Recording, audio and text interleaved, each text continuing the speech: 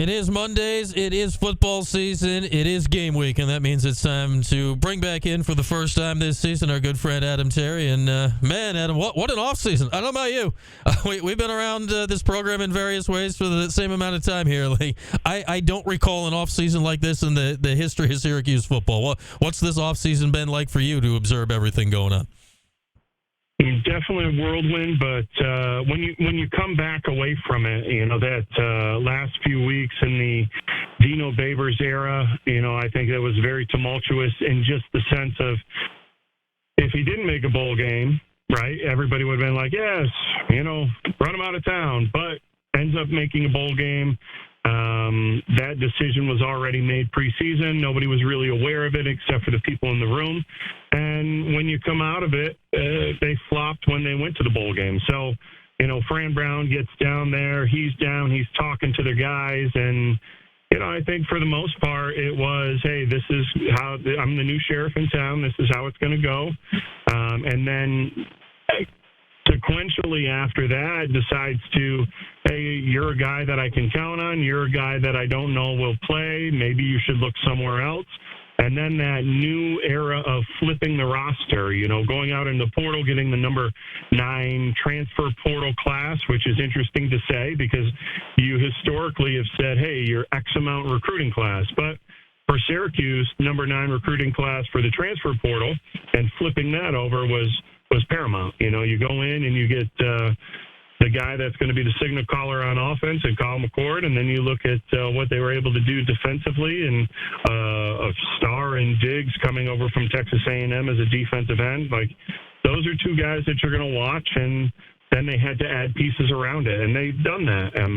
So it's going to be exciting. There's guys that we know the names of. Those guys might be the backups for a lot of instance. That is what that offensive line is. You had a lot of starters that are going to be relegated to that backup offensive line. You've got a new look wide receiving core. But most exciting on offense is going to be the return of LaQuinn Allen, who had 1,000 yards rushing last year. And then defensively, it's, a full-scale makeover from scheme to players and staff. So it's all the way around. It went from, okay, how is this going to go? Who's going to be the next guy? Into Fran Brown coming in and having a vision, having coached with some of the best guys in college football. But now it's, okay, you've got new ingredients. The new cooks are in there. And what is the final product that we're going to see? And we get to see that against Ohio, who is, back-to-back 10-win seasons. So it's not Holy Cross, it's not Colgate, where you put your Jimmies and Joes out there and they're just more talented. Now it's going to be, okay, well, Ohio, the Bobcats are okay.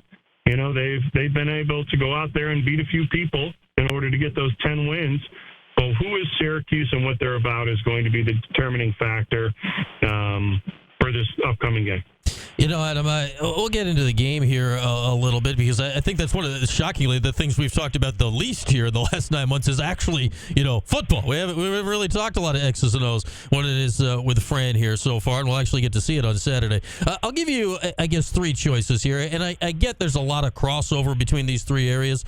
Well, what do you think has been the most important thing that Fran accomplished so far? What was it? I'll give you flipping the roster as one option, setting the culture here. It's been very out there in setting the culture, or the general excitement this has caused in the Syracuse fan community that we haven't seen in a long way. Of those 3, what is registered with you the most so far?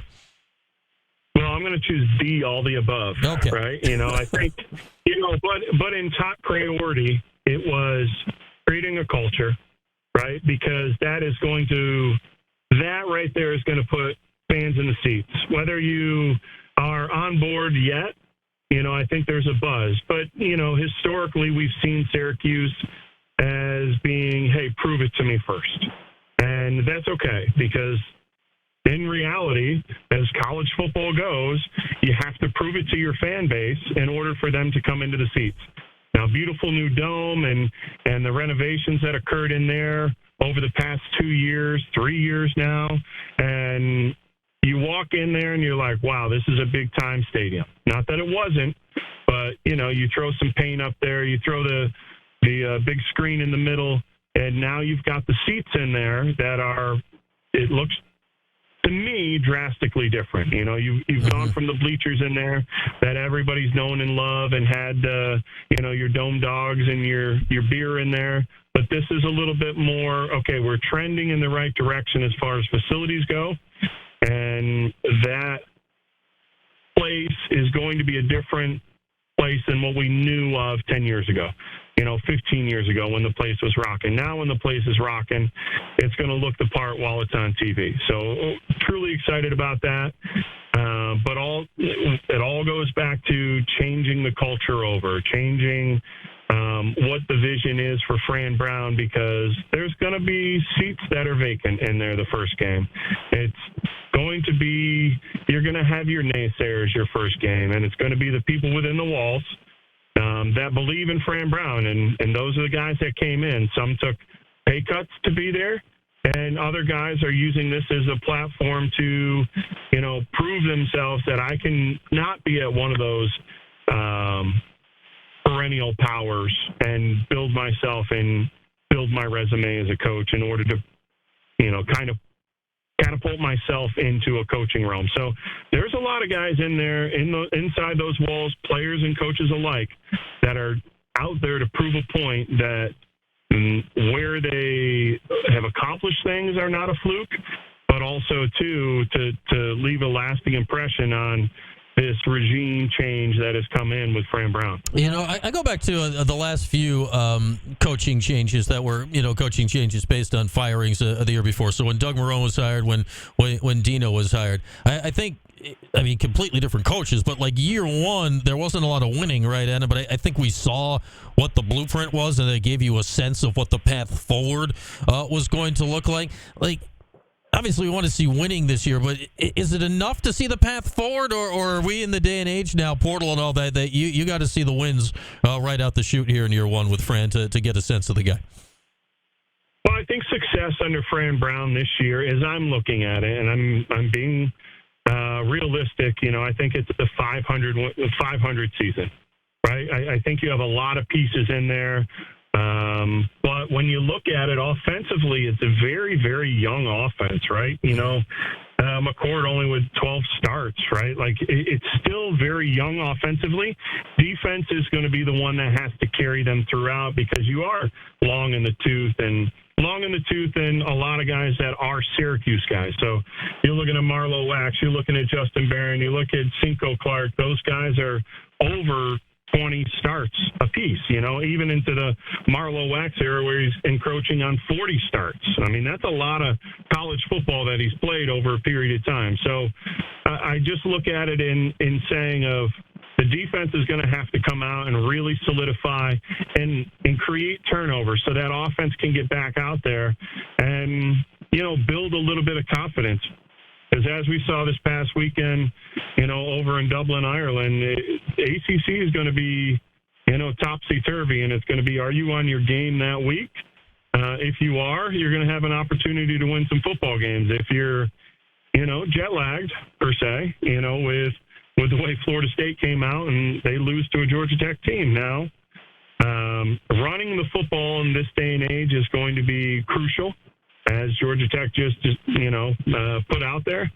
But defensively, if you're able to stop the run and do well on the back end, right, easy to be said, that's what everybody wants to do on their NCAA 25, college football 25 right now. Everybody can be that Monday morning quarterback. But I just like the pieces that have turned over, and now it's can they mesh and can they gel, right? A lot of young pieces on offense, some older guys on defense, and who's going to be the leaders outside of the realm of the coaches. Because when you have a team that is led by the players, you start to see them to be able to go through hard times and come back out on top, opposed to it being the coaches that are always the ones that are pushing this forward and trying to pull guys along. Adam Terry with us, and we've talked about all the great things with Fran, like the recruiting's been great, the messaging, it's been an exciting 9 months. The one thing we haven't haven't seen him coach. Like we've never seen him in this position. What are you going to be looking for in a first-time head coach Saturday this season, Adam, to make sure he's got his P's and Q's answered? Well, most exciting aspect about this is you're a better coach when you get better players in, right? So right ahead, we talked about this recruiting. We talked about this transfer portal. You have guys that look the part. You have guys that some have gone and done that at a high level. You look at, some of the wide receivers that have come in. Some have done it at a high level. Some are just starting to make a name for themselves. Quarterback position. We know what he was capable of doing at Ohio State, but now, when the bright lights are on, they're a little bit dimmer. Not in the shoe and back in the JMA. Like, what can you get accomplished? Those are the things that I'm looking for Fran, just to be able to get these guys going and steer them in the right direction. But overall, super excited. The checkpoints for me are going to be, what's game one look like, right? There's going to be mishaps. There's going to be things that occur on the sideline. How do you do that? Personalities, now that a guy might not be getting the ball or might not be getting as much play time, that becomes an issue. How do you step in that and nip that in the bud? I think with a guy coming from the pedigree that he has come from, that's not going to be a hard thing. So my biggest thing is how, when some adversity, I don't know what it's going to be, whether it's a kickoff, return, or something along the lines that is not really repped in a scrimmage or in practice, the emotional aspect, how do they respond? And how does he control that response? So that's really what I'm looking for as the first major checkpoint from Fran, is when something goes awry. It will, right? Might not be something that we see. Might be something on the sideline. How does that go through its process? Yeah, I think it's always fascinating, right, with these first-time head coaches to see him deal with all these interesting scenarios. We got Adam Terry with us. He'll join us every Monday throughout the football season. Well, what do you make of McCord? I mean, I feel every Syracuse fan, observer is like, man, Syracuse got Ohio State's quarterback. That's wild. And then you see like some of these national places, it gets kind of poo-pooed, which I find odd. I mean, he started 12 games at Ohio State last year. What do you make of Kyle and what he can be this season? With the transfer portal, I always say there's a reason he's not there. Right. Right? But with that being said, I think Syracuse has done a good job of putting pieces around him. And I will say this, I mean, Kyle McCord's success, I don't feel is up to Kyle McCord. It's going to be up to the offensive line, because the ability that McCord has is going to be predicated on, can he stay upright and can he go through his progression. So I think the thing that we see for Syracuse right now is really on the shoulders of Dale Williams and that offensive line. What can they do in order to keep him on his feet? Because this is a guy that we have to go back years to, a guy like Nassib, in order to say, like, a pure pocket guy that can distribute the ball. That's more along the lines that we're going to have to see. And if guys are running in front of him or he's getting hit on blitzes and things like that, there's only so much you can do. And we saw that with Garrett Schrader in the past. Garrett had to scramble in order to make things happen. And yeah, he liked to, but also there was a lot of times he had to, so there was no other choice. So looking at McCord, I think he has all of the technical abilities, and in between the years, I haven't heard or seen anything that makes you go in a different direction. So I'm excited for him, and I think the guys that are placed around him, the guys in, being Haynes and, Hatcher stepping up, and Gill I've heard a lot about.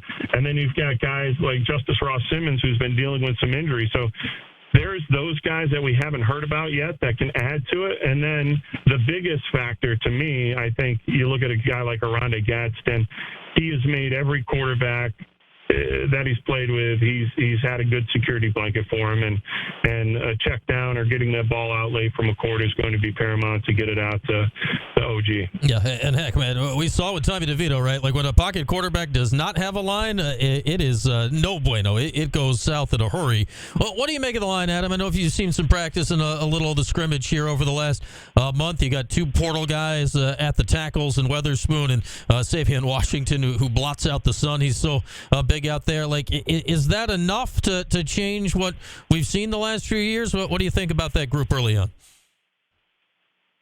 Well, I mean, if they've supplanted some of the guys that were, starters last year, you look at an Enrique Cruz or, a Josh Aloha who has given significant time in the past, hopefully that next step is for the better. And Savion Washington coming from Colorado, I like the kid. I like the way he moves. He's a large human, but, Colorado went through their times of getting Shedeur Sanders hit and hurt. So, I hope that we have taken a player out of a bad situation and put him in a better situation. And then Witherspoon too. Like, you're looking at a guy who's HBCU transfer, highly regarded, and I know he was challenged by Fran initially to get his weight down, and he wanted to play that left tackle position. There were checkpoints that he needed to maintain and make. So I just look at accountability. Look, I mean, it's going to be very evident if we've gotten better, because a guy like Garrett Schrader had no problem with taking that ball and hiding some of the issues that were not really hideable. They were very, very in front of us. But he avoided some sacks that, a guy that wants to stand in the pocket and go through his reads like he should. We'll see what that looks like. Dale Williams, everyone I speak to holds him in high regard. He's been around a long time, 20 plus years as an offensive line coach. And, the thing that I take away from this, and as I sit and I watch and practice with the offensive line, is they're his guys. He will, dress you up and dress you down, as they would say, and verbally, but also, too, he's going to have his arm around you when you're done. Like, you're his guy until you're not, right? And if you're his guy, he's going to go to bat for you, but you better put out maximum effort and get the job done, or else they're trying to find new people all the time. Yeah, and as it goes, that's been the biggest question mark we've had going here for years, and certainly the last few months or so as we get ready for the opener coming up on Saturday. All right, Adam, good stuff as always. Enjoy the game. We'll talk again next Monday, all right? All right, we'll see you. We'll talk to you soon.